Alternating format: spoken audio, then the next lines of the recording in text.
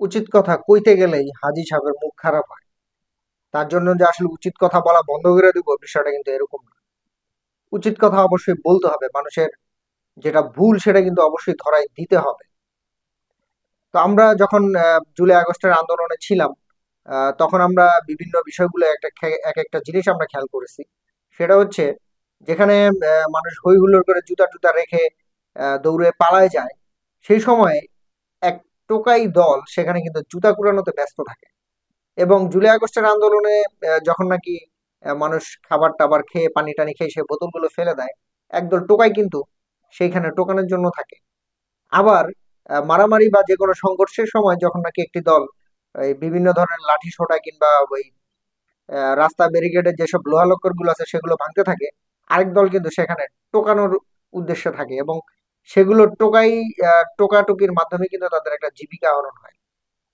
তা আমরা জুলাই আগস্টের আন্দোলনে এরকম একটা বিষয় দেখছি, যেটা হচ্ছে ছাত্র জনতা যখন ক্ষুব্ধ হয়ে পুলিশের গাড়িতে আগুন দিয়ে দেয় এবং সেই গাড়িটি যখন একবারে জ্বলে পুড়ে ছাই হয়ে যায়, এরপরে কিছু দল মানুষ গিয়ে বা টোকাই দল গিয়ে সেই আহ, গাড়িগুলোর যন্ত্রাংশ খুলে মাথায় করে নিয়ে আসতেও কিন্তু আমরা দেখছি। তো এর দ্বারা আসলে বুঝায় কি, আসলে বাংলাদেশে টোকাই দল কিন্তু প্রচুর পরিমাণে আছে এবং এই টোকাই দলরা আসলে আন্দোলনের নামে বাংলাদেশে কিন্তু এই অরাজকতার যেসব বিষয়বস্তুগুলো আছে সেগুলো থেকে কিন্তু তারা টোকাটুকির একটা বিষয় সেখানে লক্ষ্য করা যায়। তো আসলে আমি আজকে যেসব বিষয় নিয়ে কথা বলবো সেটা হচ্ছে এই যে সারা বিশ্বে ফিলিস্তিনি ফ্রি প্যালেস্টাইন নামে যে স্ট্রাইকটি হলো, মানে সারা বিশ্বের মানুষ কাজকর্ম বন্ধ করে দিয়ে একটি স্ট্রাইক করলো ইসরায়েলের বিরুদ্ধে। তো এখানে আসলে বাংলাদেশ আসলে কি করলো? আমরা দেখেছি যে আসলে বাংলাদেশেও কিন্তু এই এরকম একটি স্ট্রাইক কিন্তু এই গতকালকে সকাল থেকে সারাদিনই কিন্তু পালন করা হয়েছে এবং বিভিন্ন জায়গাতেও কিন্তু মিছিল মিটিং করা হয়েছে। তো এখানেও কিন্তু দুষ্কৃতিকারী একদল চক্র আছে যারা টোকাই দল কিংবা দুষ্কৃতিকারী চক্র যারা নাকি লুটবাজ বা লুটরাজে ব্যস্ত ছিল। আমরা দেখেছি যে আসলে সিলেটের কয়েকটি জায়গায় বা ঢাকারও কয়েকটি জায়গায় বা চট্টগ্রামের বিভিন্ন জায়গাতে কিন্তু বিভিন্ন শোরুম গুলোতে ভাঙচুর চালানো হয় এবং সেখানে কিন্তু লুটরাজ বা লুট চালানো হয়। তো সেই ক্ষেত্রে বাটা শোরুম কিন্তু সবচেয়ে বেশি ক্ষতিগ্রস্ত হয়েছে। সেখানে আসলে দেখলাম যে কিছু দল দুষ্কৃতিকারী চক্র গিয়ে সেখান থেকে হচ্ছে তাদের জুতা সমূহ, বাটা শোরুমের জুতা সমূহ চুরি করা শুরু করলো। তা আসলে বাংলাদেশের মানুষ আসলে কি ধর্মীয় অনুভূতি দিয়ে আসলে তারা কি আন্দোলন গড়ে তোলে নাকি আসলে লুট লুট করার জন্য আন্দোলন করে, এটাই এখন কিন্তু বলা মুশকিল। আর আমরা চিন্তা করি যে আসলে ফিলিস্তিনে আমাদেরকে পাঠিয়ে দেওয়া হোক, আমরা ইসরায়েলের বিরুদ্ধে যুদ্ধ করি। আসলে বাংলাদেশের এই টোকাই দলগুলোকে যদি আসলে ফিলিস্তিনে পাঠানো হয় যে ইসরায়েলের বিরুদ্ধে যুদ্ধ করার জন্য, আসলে এই জাতি গিয়ে কি করতে পারে? এই জাতি গিয়ে দেখবেন যে আসলে আমরা যেটা দেখতে পাবো সেটা হচ্ছে টোকাটুকিতে ব্যস্ত থাকবে বা লুট করাতে কিন্তু তারা ব্যস্ত থাকবে। আমরা বঙ্গবন্ধুর বাড়ি যখন এখানে ভাঙা হয় তখন একটা বিষয় আমরা সেখানে লক্ষ্য করছি যে টোকাই দল গিয়ে সেখানে ইট ভেঙে সেখান থেকে লোহা লক্কর বের করে কিন্তু আহ, বিক্রি করে সেখানে তারা জীবিকা আহরণের একটা ব্যবস্থা করতেছিল। তো সেখানে একটি সাংবাদিককে একজন সাক্ষাৎকার দিচ্ছিল এবং তিনি বলতেছিল যে 15 বছর ধরে আওয়ামী লীগ খাইছে, আমরা এখন তার লোহা লক্কর বিক্রি করে বাড়িতে নিয়ে গরুর গোস্ত দিয়ে ভাত খাবো। এরকম একটা কিন্তু কথা বলছে। তাহলে এই জাতি কিভাবে উন্নয়নের দিকে যাবে, যাদের উদ্দেশ্যই থাকে আন্দোলনের মধ্য দিয়ে লুটরাজ করা? তো এরপর যেটা ঘটলো আসলে, সেখানে একদল গিয়ে বাটা শোরুমের মধ্যে লুটরাজ চালানো শুরু করলো এবং কয়েকটি শোরুমে শাটার ভেঙে সেখানে কিন্তু তারা লুটরাজ চালাইছে। এখন এই জাতি যদি ইসরায়েলের বিরুদ্ধে যুদ্ধ করার জন্য ফিলিস্তিনে যায়, তা আসলে কিন্তু এই কাজগুলোই কিন্তু করবে। তারা কিন্তু এই লোহা লক্কর বিক্রি করে খাওয়া শুরু করবে, বা যেখানে বোমা বর্ষণ হয়েছে সেখানে দেখা গেছে মোবাইল টোবাইল পাবে বা বিভিন্ন আসবাবপত্র পাবে, সেগুলো কিন্তু টোকানোতে ব্যস্ত থাকবে এবং লুটরাজি কিন্তু ব্যস্ত থাকবে। আর এই জাতি নিয়ে আমরা চিন্তা করি যে আসলে ইসরায়েলের বিরুদ্ধে যুদ্ধ করব। আসলে লজ্জার বিষয় আমাদের, চরম একটি লজ্জার বিষয় যে আমরা একটা ধর্মীয় একটা অনুভূতির বিষয় নিয়ে সেখানে হচ্ছে বাংলাদেশে আমরা লুটরাজ করা শুরু করছি।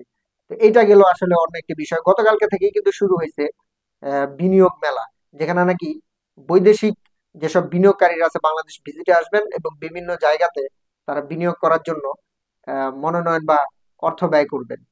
তো যেই জাতি কিনা মানে বিদেশি প্রতিষ্ঠানগুলোকে লুটরাজের সাথে ব্যস্ত থাকে, বা কোনো একটি আন্দোলনের নাম দিয়ে বিদেশি পণ্যগুলো বয়কট করার পরিবর্তে উল্টা আরো যখন তার লুটরাজে ব্যস্ত থাকে, সেই জাতির মধ্যে এসে বা সেই দেশের মধ্যে এসে বিদেশিরা কিভাবে বিনিয়োগ করবে বা কি ভরসার উপরে বিনিয়োগ করবে, এটাই আমার বুঝে আসে না।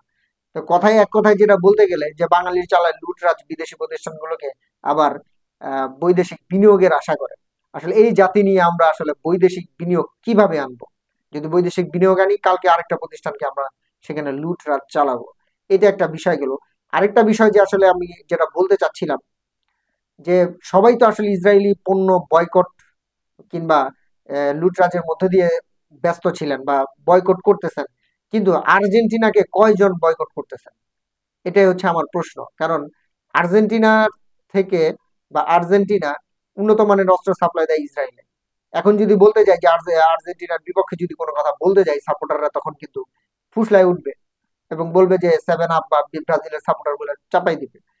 কতজন মানুষ আছে যে আর্জেন্টিনার বিপক্ষে এখন দাঁড়াইছে? কারণ আর্জেন্টিনা বিপুল পরিমাণ এবং উন্নত মানের অস্ত্র ইসরায়েলকে সাপ্লাই দেয় এই ফিলিস্তিনের বিরুদ্ধে যুদ্ধ করার জন্য।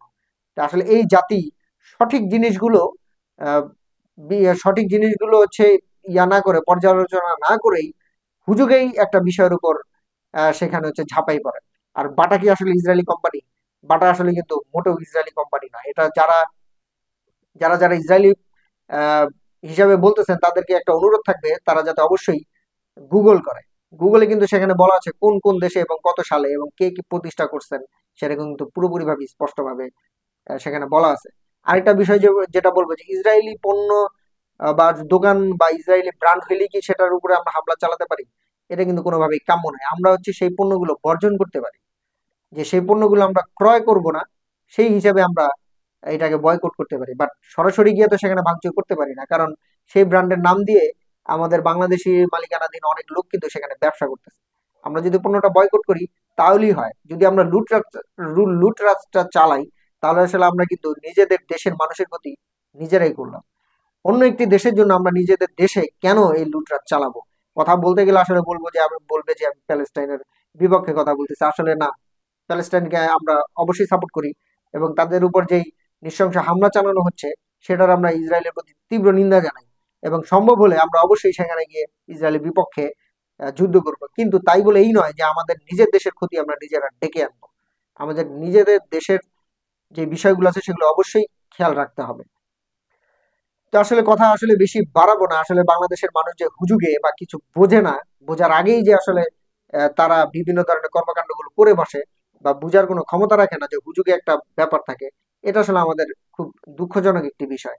আমরা আসলে আমাদের দেশকে এই জাতি নিয়ে কিভাবে আগাবো, বা এই 65% পাগল জাতি নিয়ে আসলে কিভাবে সামনের দিকে আগাবো, এটা এখন আমাদের মধ্যে চিন্তার বিষয়।